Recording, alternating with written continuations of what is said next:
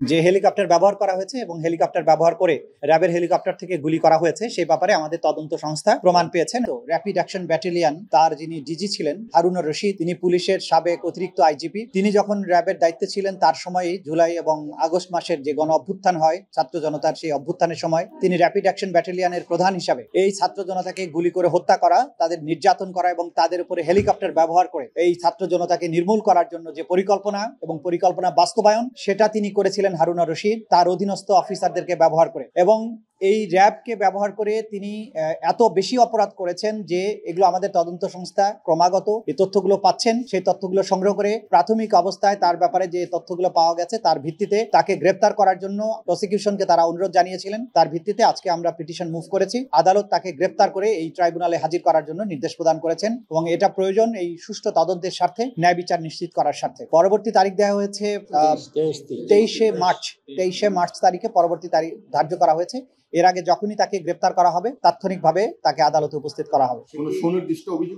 তার বিরুদ্ধে কমান্ড রেসপন্সিবিলিটির অভিযোগ আছে। তিনি যখন র্যাবের প্রধান ছিলেন তিনি এই যে র্যাব বাহিনী আন্দোলন চলাকালীন সময় ছাত্র জনতার উপরে যে গুলি বর্ষণ করেছেন, তাদের উপরে আপনারা দেখেছেন নানান ধরনের অপরাধ তারা করেছেন, কাউকে আটক করেছেন, কাউকে টর্চার করেছেন, কারো উপরে গাড়ি উঠিয়ে দেওয়া হয়েছে। হেলিকপ্টার ব্যবহার করে র্যাবের হেলিকপ্টার ব্যবহার করার যে সিদ্ধান্ত সেটার পরিকল্পনা বাস্তবায়ন, পরিকল্পনার নির্দেশ দেয়া, পরিকল্পনা করা, এই যে কাজগুলো র্যাবের মাধ্যমে হয়েছে, যে সমস্ত অফিসাররা করেছেন সেগুলো তার অধীনস্থ ছিল, তিনি তাদেরকে নির্দেশ প্রদান করেছেন এবং তাদের মাধ্যমে সেই পরিকল্পনাটা বাস্তবায়ন করেছেন।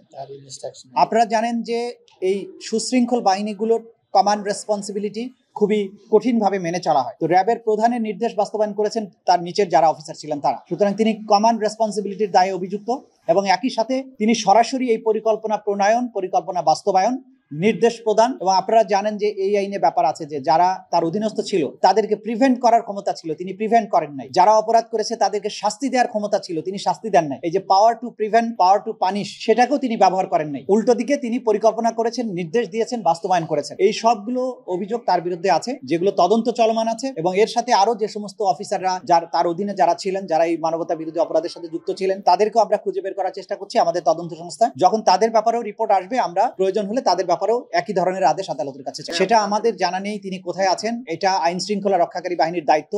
যেহেতু আদালত আজকে ওয়ারেন্ট ইস্যু করেছেন, সেই অনুযায়ী আইন শৃঙ্খলা রক্ষাকারী বাহিনীর দায়িত্ব হচ্ছে তাকে খুঁজে বের করে আদালতের কাছে গ্রেপ্তারি পরোয়ানাটা কার্যকর করে উপস্থিত করানো। সংখ্যা ওইভাবে আমরা এই মুহূর্তে বলতে পারছি না। তো আপনারা জানেন যে আজকে পর্যন্ত 96 জন হয়েছে, যে 96 জনের বিরুদ্ধে গ্রেপ্তারি পরোয়ানা জারি হয়েছে, যার অধিকাংশই হচ্ছেন পুলিশ বাহিনীর সদস্য। কিছু আছেন সিভিলিয়ান, সাবেক প্রধানমন্ত্রী স্বৈরশাসক শেখ হাসিনা, তার মন্ত্রী পরিষদের সদস্য এবং এমপি, ছাত্রলীগ, আওয়ামী লীগের নেতারা আছেন। আর কিছু আছেন যে বিশেষ করে মেজর জেনারেল জিয়াউল হাসান, যিনি একমাত্র সেনাবাহিনীর অফিসার যিনি গ্রেপ্তার আছেন। এরকম আর অন্যান্য বাহিনীর সামান্য কিছু আছে, কিন্তু মোটা দাগে সিভিলিয়ান এবং পুলিশের সদস্যটাই বেশি বলে আমরা আমাদের এখন পর্যন্ত যে পরিসংখ্যান আছে সেখানে আমরা দেখতে পাচ্ছি।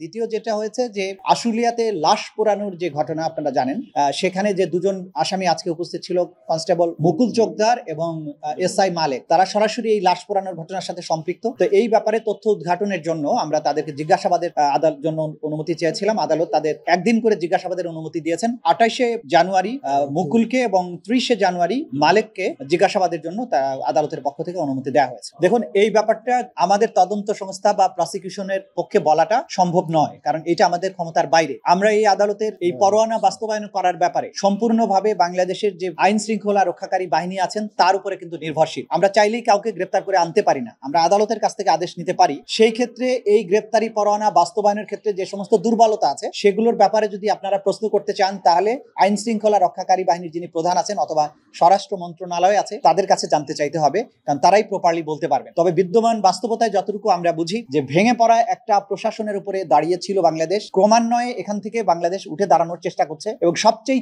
বেশি ক্ষতিগ্রস্ত হয়েছে পুলিশ ফোর্স, যাদের অধিকাংশই পালিয়ে গিয়েছিল, কারণ মোটা দাগে তারা অপরাধের সাথে বেশিরভাগ সম্পৃক্ত ছিল। সেই কারণে ভেঙে পড়া পুলিশ প্রশাসনকে একটা ব্যবহার উপযোগী পর্যায়ে নিয়ে আসার কারণেই হয়তোবা প্রথম দিকের এই অ্যারেস্ট ওয়ারেন্টগুলো কার্যকর করা যায়নি। তো আমরা এখন বিশ্বাস করি যে এখন তারা একটা স্টেবল পজিশনে চলে এসেছেন, নিশ্চয়ই তারা বাকি ওয়ারেন্টগুলো কার্যকর করার ব্যাপারে যথাযথ পদক্ষেপ গ্রহণ করবে। মানে আমরা যা বলার কোর্টে বলেছি আপনারা শুনেছেন যে হেলিকপ্টার ব্যবহার করা হয়েছে এবং হেলিকপ্টার ব্যবহার করে র্যাবের হেলিকপ্টার থেকে গুলি করা হয়েছে, সেই ব্যাপারে আমাদের তদন্ত সংস্থা প্রমাণ পেয়েছেন এবং এটার ব্যাপারে মূল কাজটাই করেছেন র্যাবের যিনি ডিজি ছিলেন তিনি।